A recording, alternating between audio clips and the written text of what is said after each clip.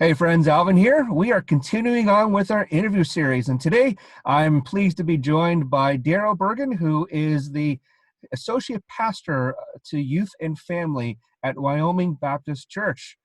How you doing, Darryl? Doing pretty good, Alvin. Yeah. How about yourself? Well, things keep on trucking along. This is maybe we should call this, mobile interviews or something like that, since I'm That's I'm true. doing all these in my car. Uh, so we're going to spend the next few minutes just picking your brain a bit and seeing some of the things that you've been learning over the last few weeks since this pandemic hit. And so the first question I've been asking everyone so far is, what changes have you noticed in your youth ever since March break? Well, I've seen less of them. They're not here. So, and that's hard. That's really hard to do. Um, it's hard not to be together. It's hard not to be able to have fun and bounce things around. We've got a junior high that's really active on a Friday night, and a lot of the energy that I get, even to propel my weekend, comes from meeting together on a Friday night, and we are not meeting together as a group, and that's really hard for them, but also really hard for me as well. So, and the other thing that has changed certainly with our high school program is that we meet Mondays in a third space. We meet in a pizzeria. We hang out. We spend some social time. We connect with each other, and we have some pizza. And obviously, we can't do that anymore as well. So that's been hard as well. So yeah. And so right now, in terms of the conversations that you might have had with them so far, what themes or what are some common responses that you're getting from them? Well, with the junior highs, it's a lot of muted on the Zoom. It's not a lot. It's a lot of nods and like, okay, can you use thumbs up? Things are okay, kind of thing.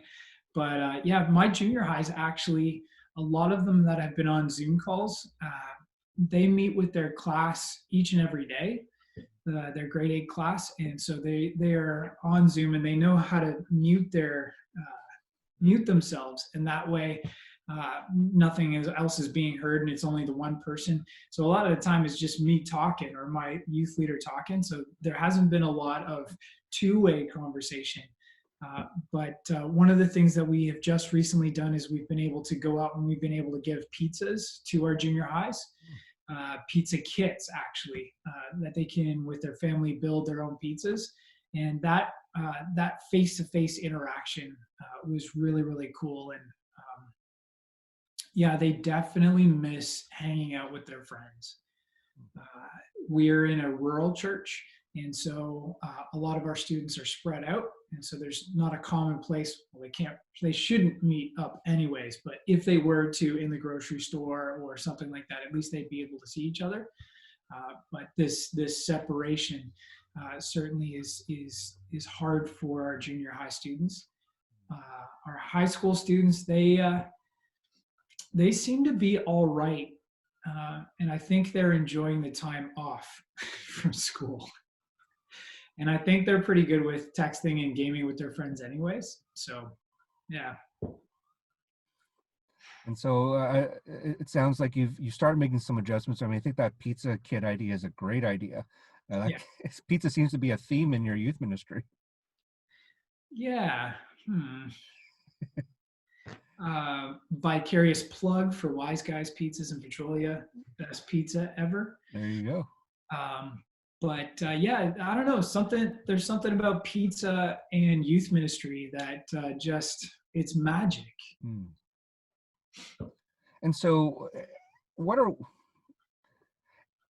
ways that as you've been trying to brainstorm through some of this, what ways are you attempting to try to kind of bring that magic on an online sense?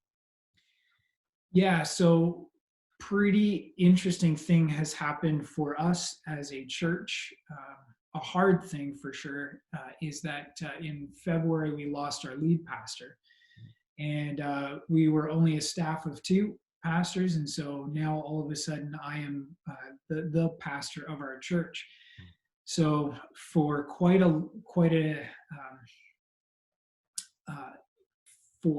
a little ways into the pandemic, the online presence for our entire church, for services, for midweek stuff, midweek prayer, all of that stuff, I've been part of in producing and then editing and making sure that's published and publicized and that kind of thing. So that's a lot of the stuff that I've been doing. And as far as youth ministry goes, um, that has lagged a little bit behind. So we've started with the Zoom stuff for our junior high for group online stuff, and the thing that I've been doing with some of my students in high school, we've gone on to YouVersion and done a study together and been able to, in YouVersion, if you're doing a study together, you can actually do a talk back or talk to each other. And that's one of the things that we've been interacting on.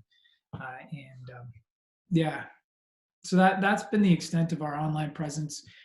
Our church did not have an online presence before. We had Facebook, a Facebook page, but we didn't live stream.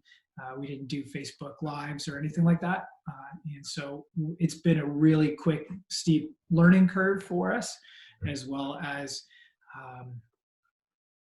I think it's been really neat to see not only who we are impacting within our congregation, but our reach has widened, which is really neat. So I just want to jump back for a moment. You were mentioning how with some of your students, you're using YouVersion for Bible study. Mm-hmm. How has that been? I guess in comparison to when you were doing in-person Bible studies. So my students, we have a smaller group of high school students, and we are still picking up some inertia in getting some cohesion together. And so we were using those pizza times, those Monday night pizza times, to build relational trust for us to then be able to do some of the studies. So we hadn't actually branched into studies as far as our high school ministry had for this year. So I think it's been a really positive thing for us to start actually going through something together. And I am finding that some interesting questions are coming through, which is really neat, or some responses that are coming through, which is really neat. What ways has that influenced or impacted their own faith development, you think? Yeah, that's a good question. I'm not really hearing very much back from them as far. It would be a really good idea to survey. I've latched on to Barna and well, it's this resource called Church Pulse Weekly, and we've polled and surveyed our congregation. But I actually haven't pulled and surveyed our youth ministry, so I think that might be a good idea to do in this next week.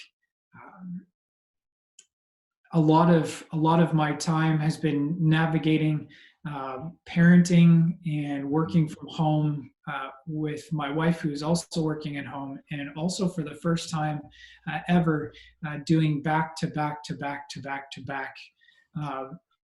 big church sermons. So that's eaten up a lot of my time. So I haven't been able to get back to my students in a good way. So I think that might be a really good step for me this next week. Yeah. And so it sounds like obviously with the passing of your senior pastor, obviously with all this hitting, how have you been managing all this stuff? As you mentioned, obviously you've got your family, you and your wife are still working. How does all that get balanced? Or I guess maybe a better way of putting it is, how are you working through it all? Yeah, so I think it's a little bit like a rubber band. It's a few steps forward and then a yank back, 2 steps forward and a yank back. my personality as well as my bent is a little bit towards routine and schedule. And so the more I can kind of keep to a little bit more of a routine and a schedule, the more healthier I am for sure, and more healthier our family is. Having a 1-year-old who needs to have a schedule, anyways, really kind of helps that, and certainly. To a little bit of a degree, being able to be a bit of a teacher for our 8-year-old also helps kind of build in some of that structure. So for me, as long as there's some kind of structure, some kind of routine to help keep me healthy, that is something that's very helpful. But also, and I heard this from a Canadian pastor. Actually, the Canadian Church Leaders podcast has started back up, and Jason Ballard is leading it now. And he had an interview with Pastor Darryl Johnson from BC, and one of the things that he mentioned in regards to pastoring through this is to making sure that we spend time in Scripture. And I've found that really helpful. And in fact, yesterday, just carving out time to just sit in Scripture, and that is something that is helping keeping me centered. Also, for me, I'm very mission oriented, very driven towards a mission, and I guess kind of getting called up to the plate has sharpened my desire to hit a goal, hit a mission. And so I'm going full steam on that. And that also too is keeping me centered and keeping me grounded. So, but also a wife who is incredibly supportive and fantastic. She is just amazing. And every time I think that we can't do, we kind of push through together, and we're partnering. We're not perfect at it, hence that 2 steps forward, a step back. We're still learning, and we are a year and a half into being instant family, being that we're a foster to towards permanency family. So we are 2 steps forward, 1 step back. And as long as we keep to the idea that nothing's going to be perfect, and that we just roll with the punches. And again, she's fantastic at being fun. I don't know if you know the Enneagram, but she is a 7. And so she makes pandemic fun. So. And so it sounds like there's been a lot of things that you've been trying, a lot of things that you've been experimenting with, and so it might be kind of hard to project at this point in time, just because, in some ways, we're still we're still in the middle of this. But what are things that as you've been experimenting, or things that you've been trying, or things that you've been learning for the last few weeks that you want to keep in the next few months, maybe in the next year or two? Yeah. So going back to that survey, I think it is a super great thing to be reaching out into our community and understanding what the needs are around us. I think Jeff Henderson down in the States, he really helped a movement of 4. So four-year city for us be 4 Wyoming. And we, in fact, changed some of our branding on our shirts to just simply say 4. And so while me and my team were out delivering pizzas to our junior high students, who are primarily, there's maybe less than a handful that are in our youth ministry, our junior high ministry, that actually attend our church. So the rest of them are throughout our community. And so going out with those pizzas and having that 4 on your t-shirt, and really just saying, we're for Wyoming, we are for you as a family, we are for our community, letting people know that we are, so much of what the church is known for is what they're against, and we want to be known for what we are for. And that is something that I want to keep our church going towards, and my youth ministry. And so even using something like the survey from Church Pulse Weekly on our community, being able to send that out to people that I have on our email list who are out in our community to be able to survey, hey, where are you guys at? So that we can get real-time data, and so we can actually start addressing some needs as opposed to either guesswork or promoting our own self. So I think that's something that we want to continue on. The other thing is that Carrie Newhoff has been saying it for a long time, is that digital and video is here to stay. And so now that we have entered into the digital foray, both with Zoom community groups and YouTube channel, and looking towards purchasing streaming gear, I think going forward, we're going to look towards how we would be able to stream our services and interact and engage with our community in the digital space, which seems in a rural area with slower speeds, seems like maybe that might be a challenge. But this pandemic has shown us that everybody's digital, everybody's living on that space, and so we should too. And then I think something else out of this is that that has been highlighted to me, and I think to a lot of the churches and ministries around, is this idea of the 167. This idea that church has, for a while now, the emphasis has been on the one day, and even at that, even just 2 hours out of the one day. But ministry happens 167 hours out of the week. And so how would we be able to connect with students? How would we be able to connect with families? How would we be able to connect with our church and inspire and encourage them in living out their faith 167 instead of just on Sunday? So I think those are a few things that I want to see keep going as we enter into our new normal, or whatever that's going to look like. So just to switch gears here a bit, I mean, there's a few things that you plugged earlier from Wise Guys Pizzas. You had just mentioned. Remind me again the where you got the survey idea from. Yeah, it's from Church Pulse Weekly.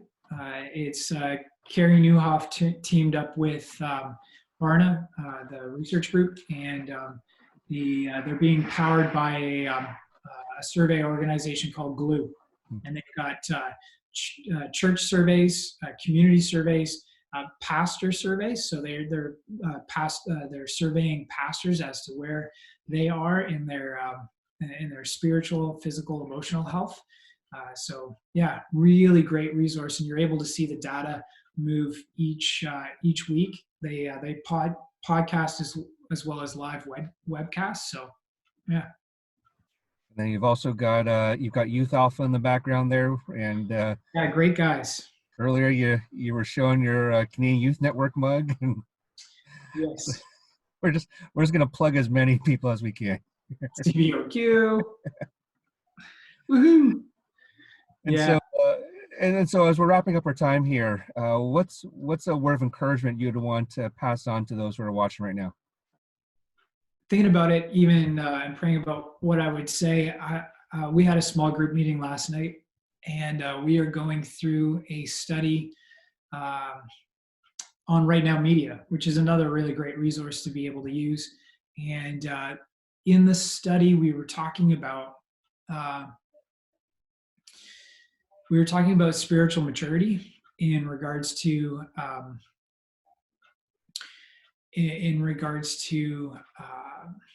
not being perfect. And Andy Stanley was the one who was doing this study, and he mentioned about the realness of being able to share your story in which is not necessarily perfect. And I think for pastors, for parents, for students, the importance of being able to share the reality of where you are at, and to find those people whom you can share that with comfortably, that is going to be helpful, because if you're not truthful with God, if you're not truthful with yourself, if you're not truthful with others, um, what you're doing is you're just burying some stuff. And I know in my own life, I really need to find people who I can share uh, my story with and where I'm at, so that I can find encouragement, and that I can find and know and be confident that I am not alone, uh, especially in this time of distancing and isolation. The knowledge that you are not alone is huge.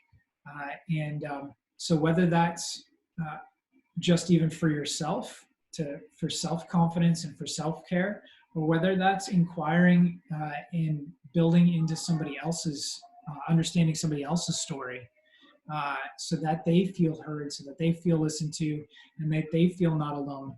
I think we will find strength in that. We will find encouragement out of that. And that's why we get together as the church. That's why we have the church. It's not about putting on production on a Sunday. It's not about your midweek or your Friday night group, your youth ministry. It's the body coming together and encouraging one another and spurring one another on towards good works, and to rest and know and trust in a God who loves and cares and is doing something in the midst of this. And there's he's caring for us, and there's something that we can learn in the midst of this as well, or even afterwards. There are things that we can learn about God and about our faith in the midst of this. So stay the course, believe even when believing is hard. I just finished preaching through Luke 24, and just thinking about, connected to that, I guess, is the passage in John with Thomas, who doesn't believe, but Jesus shows himself, and then says, "Blessed are you who believed, saw, and then believed, but blessed are those who haven't seen and yet still believe."